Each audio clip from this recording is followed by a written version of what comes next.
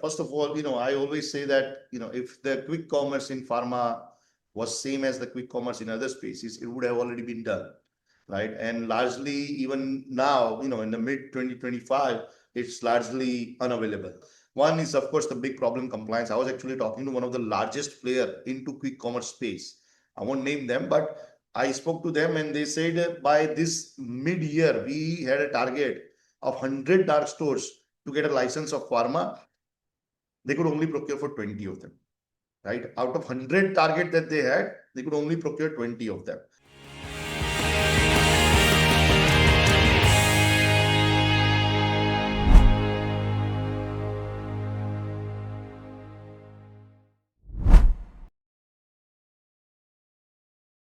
Hello everyone. Welcome in the another episode of 21 Minute Pharma Edge powered by Game of Pharma. And today we have with us a very special guest, Kaushal Shah sir. Sir is founder of eVitalRx and the PillO. So sir, welcome on the show. Thank you so much. Thanks for having me. Sir मतलब मैंने एक trend देखा है अभी right कि retail pharma chains के अंदर भी और लाइक सेम फार्मा के अंदर जो पीपल एंटर कर रहे हैं like most of them like a good percentage of the people are from finance right like who had experience in the finance or was working in accounting, vice president in accounting some companies, right? So what sparked your journey right into reinventing pharma delivery or pharma tech? Yeah, sure. So it was more of a detour to get into the finance rather than getting into pharma, technically speaking. I am a pharmacist myself. Oh. I graduated from Ahmedabad. There is a college named LM College of Pharmacy, one of the most reputed college in the country. When I moved to US, I changed my career eventually after doing my master's actually. So I had two masters, changed my career into finance, worked at a hedge fund for a while, for 7-8 years actually. And it wasn't an overnight thought that, look, let's start something in a quick commerce in pharma or something like that. It was a series of events.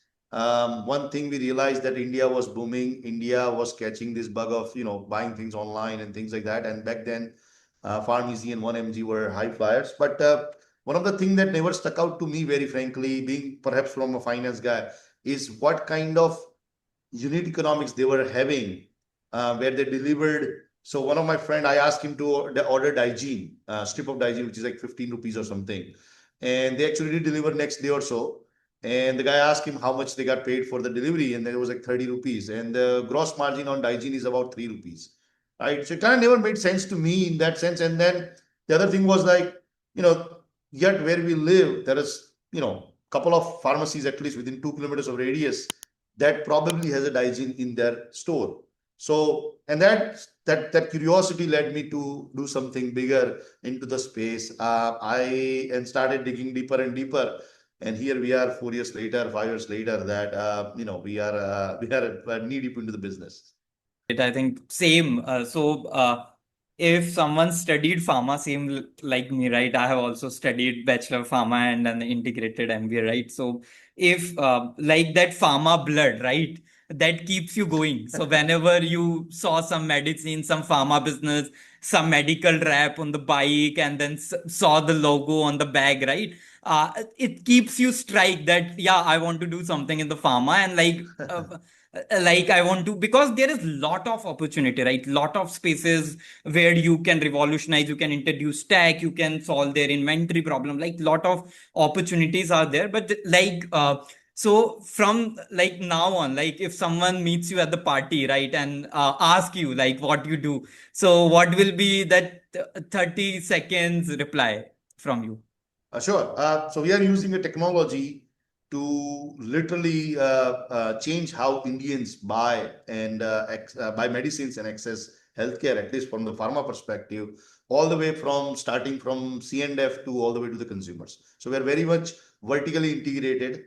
And our forte is our technology platform, and that is how we look at everything. How we look at from the making the information accessible to all the stakeholders and making the supply chain more and more efficient, such that whether it's a consumer, whether it's a retailer, whether it's a distributor, they all get a benefit out of this vertically integrated platform. So that's kind of what we do. I don't know if the person is going to stick around after that in a party, But that's the kind of how I would sum it up. So with eVitalRx, I just want to know, like you are Sure, digitizing the core of retail pharmacy. What made sure. you believe that this is the right time? Okay, and Mm. it is the space for disruption, right? Mm. Yeah, so one of the things that a lot of people who has misconception about pharma, that the people who are not from pharma space is even a small retail pharmacies that you see in your neighborhood. I'm not about the smallest ones that you can think of, but an average pharmacy, size pharmacy, they have been using some sort of software for a long, long time, right? And the very simple evidence of that is if you have ever been to a hospital or anything and you have to put an insurance claim, they have probably provided you a printed bill. So the software always existed into pharma space for about last 30 years. In fact, most of the incumbents that are there providing the services, they were at least 25 to 30 years old, right? So the software was already there. So that was an easy part for us, that we did not have to convince somebody to completely go on a digitization mode rather than piece of paper to completely that. But more importantly, the software was outdated, right? The thing I noticed is that the whole country was moving towards this e-commerce, and now that even e-commerce looks like a very old phenomenon now that we are into e-commerce. But the other thing was the internet availability was getting better and better, right? When I grew up here, I remember I grew up on a dial-up connection in 2005 or 2004 time, and now everybody had internet, everybody had a phone, everybody had a access to internet every single day. And India is of course the home to one of the cheapest, if not the cheapest, internet in the world. So I saw that as an inflection point, say, hey, I think this is the time where people need to upgrade their technology to go to cloud, become cloud native, to be able to do things on their phone, to be able to do things even when they're not in the business, right, at the business location. And the other peculiar thing about pharma is, it's usually long hours business. A lot of time it's 7 days a week. It's not even 6 days, it's actually 7 days. And usually it's at least 12 to 14 hours a day. So if you are a pharmacy owner, you probably need a break. But if you run any type of business in this world, small, big, doesn't matter. One thing you know, that you're thinking about your business 24 hours, right? Doesn't matter how big or small the business is. So what happens is a pharmacy wants to go and relax or do socialization or do other things because they cannot do 14 multiplied by 7, 100 hours a week. They still need to socialize or take care of the family. They still want an eye on their business. And this is where the cloud came in. This is where the mobile came in. This is where the internet getting cheaper came in. The reliability came in. And this is the inflection point that we wanted to capture. And what we brought is eVitalRx, which is a completely cloud-based software. You can operate it from anywhere in the world where you have internet. You can make a billing. You can check inventory. You can pay payment reminders. You can do procurement. You can do pretty much anything you need to run your pharmacy, right? We actually don't even call ourselves software anymore. We are actually an operating system for the pharmacy now. So that we saw that as an inflection point. That is the opportunity we saw.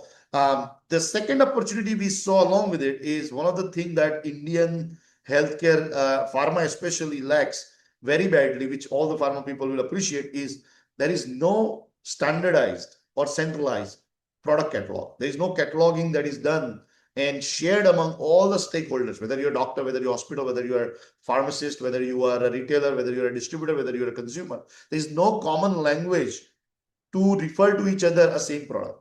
And the amount of SKUs that we have in this business, and that keeps continue to come out, there's always this vague, mapping thing needed to be done in order to communicate through the systems. So that's one other thing that we saw an opportunity that, hey, what if we actually create one catalog for everybody that everybody can communicate through, which is much bigger issue than we think. So those two things kind of stood apart for us, and that's kind of those two things we focused on. And the last thing, of course, we like to believe cloud, catalog, and customer. One of the last thing that we also saw an opportunity on is that most of the software that they were using, if they were using most, it was more for back-end purpose, more for accounting purpose, more for cash reconciliation purpose. The software lacked any CRM kind of tools. I know there was no way to communicate to my patient. There was no way to communicate to about payment reminder or refill reminder or pill reminder or send them notifications about something. Anything like that, we were lacking quite a bit. So those three avenues, cloud, catalog, customer. Cow, catalog, customer. Those three avenues is what we saw a lot of opportunity happening. And that's kind of the design, day one, eVitalRx is around. And that's the kind of thing we went with it to the market, and market received us with both hands, I think. The next thing, sir, right? So, as you mentioned, the quick commerce side, that e-commerce is also now a old concept for India, right? So, quick commerce delivery medicine in the 60 minutes, right? It's not an easy thing, right? Many things comes into the picture, and people see that, yeah, you can take the medicine and you can deliver, but they don't think like it's not something that is very easy. It can be risky sometimes, right? So how do you balance the same three things like speed, safety, and the compliance?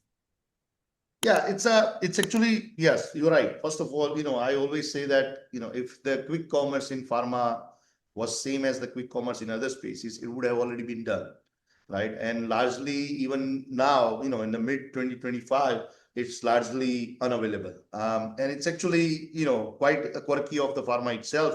One is, of course, the big problem compliance. I was actually talking to one of the largest player into quick commerce space. I won't name them, but I spoke to them and they said by this mid-year, we had a target of 100 dark stores to get a license of pharma. They could only procure for 20 of them, right? Out of 100 target that they had, they could only procure 20 of them. So when I spoke to them, we realized that, we are on the right track in doing what we do. So our concept is very clear. We do not own stores, but we actually partner up with the same client that we have on eVitalRx. If they hold enough inventory, if their workflows are hygienic enough, we turn them into a fulfillment partners, where if the medicine orders comes, they are going to fulfill as in not deliver, but they will verify the prescription, they will have the products, they will verify the products, and they will ship it to them. One of our guys, logistics partners or ourselves, will go pick it up and deliver it. The reason we do 60 minutes is also we can technically do a lot less than that actually, but we don't want to rush. And most of the deliveries are done less than that actually. Most of the deliveries are done less than 40 minutes. What we do is we want to make sure that the pharmacist has enough breathing room in terms of verifying the prescription, making sure that they are actually dispensing the right thing and they're not, out of a haste, they're not dispensing something wrong or whatnot. In the patient safety, the rider safety, in the compliance portion, making sure that every checks and balances are done, we keep it into that position. Most of the people, what they don't appreciate for the pharma is that largely, this was the reason we actually started 4 years ago, 5 years ago, that we actually wanted to do this 5 years ago. So it was never a pivot or anything. It was actually an original idea to begin with. If anything, the B2B portion, the eVitalRx was more like a pivot. And the problem is that most of the time you do not know where the products are available in the real time, right? You might be sitting somewhere and within your vicinity, within your 2-3 kilometers radius, where the products are sitting right now, you are completely ignorant about. And pharma, the problem is if you need a particular product, see, if you want chips, if you want soda, if you want chips or soda, you'd probably compromise on a brand. You're like, fine, I'll take that brand. Who cares, right? I want soda, I want soda. That's not possible with pharma, right? You probably have you want the same salt content APIs, and two, more importantly, you probably also don't want to compromise on brand. So you are quite stickler about the brand. The problem is you don't know where the brand, and that's why in 2025, if we go to the pharmacy, the bounce continues to be the biggest problem, biggest experience people have even at the pharmacy. You go 10 times to a pharmacy with the four items on your prescription, you're bound to be bounced 7 out of 10 times that, sir, ये नहीं है, ये शाम को मंगवा के देता हूं, मैं कल मंगवा के देता हूं, वगैरह वगैरह वगैरह. And that continues to be a pharma problem. That's problem now largely solved everywhere else. The way we approach is very simple. We build this network of pharmacies across the country. We keep continue to build this network of pharmacies across the country using our software, eVitalRx. Wherever we have a great networks, we start a quick commerce around that in those cities. And right now we've been doing this for Ahmedabad, Bangalore, Pune, Hyderabad, and Delhi already. That is why within 3 months of launch, we could actually do this across 5 cities, right? Where like the largest player that I was talking, they are pretty much not even present in more than 2 cities actually. And even though within those cities, it's a very limited area that they actually cover. We actually cover all of Bangalore, all of Ahmedabad, all of Pune. So we have such a unique business model around that, and we leverage the technology quite a bit for that. Everyone. So someone who has scaled their business in food delivery platform, they also want to enter in this quick com for pharma. If someone who scaled their things in the payment system, right, e-payment system, they also want to now enter into the quick com for pharma, right? So many big players who wants to enter in this one, and then most of them is rely on the centralized warehouses, right? But like as you mentioned that you partner with the local pharmacies. So how do you see your this model as a differentiator, right? Both in terms of speed and trust, right? Other than that warehouses, and what advantage does this model give you compared to these big players, right? Sure. So, I was actually one of the other thing we also do in PillO, we also work with corporate wellness providers, right? So companies like Bajaj Finserv, companies like Alive Health, companies like Visit Health, companies like CNH, those kind of things. We also, some of them we already work with, some of them we aspire to do, like MediBuddy, for example. So what happens is they need a fulfillment for the employees of the corporates. And believe me or not, it's been a quite broken experience for them. One of the company that I won't name because it's a confidential data, but they actually shared some data with us as how did we do it over last 3 months since we started working with them. Our fill rate of all the orders that they provided us and asked us to deliver within 2 hours, our fill rate was 97%, as compared to some of the biggest name, if not the biggest name in a retail pharmacy chain, was less than 7%. And there is another name, bigger, the second biggest name is about 14%.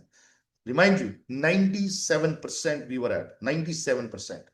Why this is the case? Well, it's actually very simple. I actually called up the COO in one of these companies that I happen to know. And I asked him, I say, out of pure curiosity, that why, aap kyun nahi kar pate? Technically, you should be able to do it. And he said very profound thing that has stuck with me. And it said, Kaushal, my stores are run by my employees. Your stores are run by the owners of the stores, right? So when I send an order to somebody, right, that hey, this in this part of the Bangalore, this needs to be fulfilled. Keep it ready within 3 minutes or 5 minutes. My guy will come and pick it up. That owner who's running the store is making money in every single order they process. So that incentive is over there, rather than just doing the job. And pharma is a very weird one because just because somebody does not, enforce your SLA of delivery, you cannot fire the guy, because pharma relies on know-how. Pharma relies on very much of what do you call this compliance as well, right? The guy has to be registered pharmacy. The guy has to be, he should know, she should know the differences between two products and cannot dispense another one. So it's very technically challenged. It's an experience-driven business. As opposed to somebody selling a shampoo or a soda or chips, even if they make a mistake, if they give chips to one chips to another chips, it's not the life and death situation. So what happens is these big companies actually face a dilemma that their enforcement ability of their SLA is quite poor, especially because it's employees. We rely on the owners of the stores, employee of the owners that work with the owners. There is a tremendous amount of incentive to follow the SLA very closely. And that's why even after, one of the challenge people thought that we were going to have, which frankly I thought that too, but I'm completely flabbergasted about the results that we received. Is like 98% of SLAs are completed within time period, as well as 99% of the problems orders does not have any issues whatsoever, right? Sure, there are mistakes here and there. That's less than 1%, if you call it that even. And these are also minor mistakes, right? It's like, they give it, and these are mostly actually happening in when the people order something on FMCG side.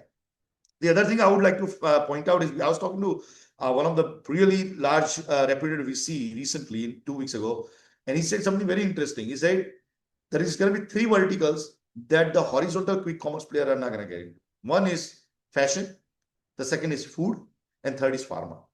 And one of the reasons he believes that one peculiarity of the industry, the compliance, the SKU selection is quite large, but also something I did not even anticipate is when somebody is buying soda and chips is very in a different mindset than somebody buying allergy medication for their kids, or diarrhea medication for their kids, or dehydration or hydration oral solution or for their kids, or whatever it is.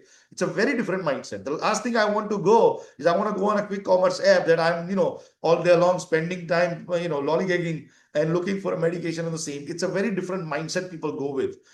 In fact, few cases sometimes we have had this when the pharmacy, or we cannot find a rider, third-party rider or something, which happens sometimes, that's why we started building our own fleet, is when we talk to the customer, when we offer them refund, they say this very, very much, almost to the point of begging. Say, sir, मेरे को refund नहीं चाहिए, मेरे को भी medicine चाहिए, refund के लिए मैंने नहीं order किया था.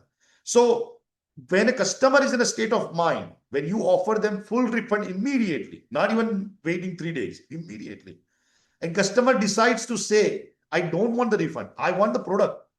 And that is when you know the product is largely undelivered to the society. And that is when you know that we are onto something, that we are doing something meaningful to the society as well.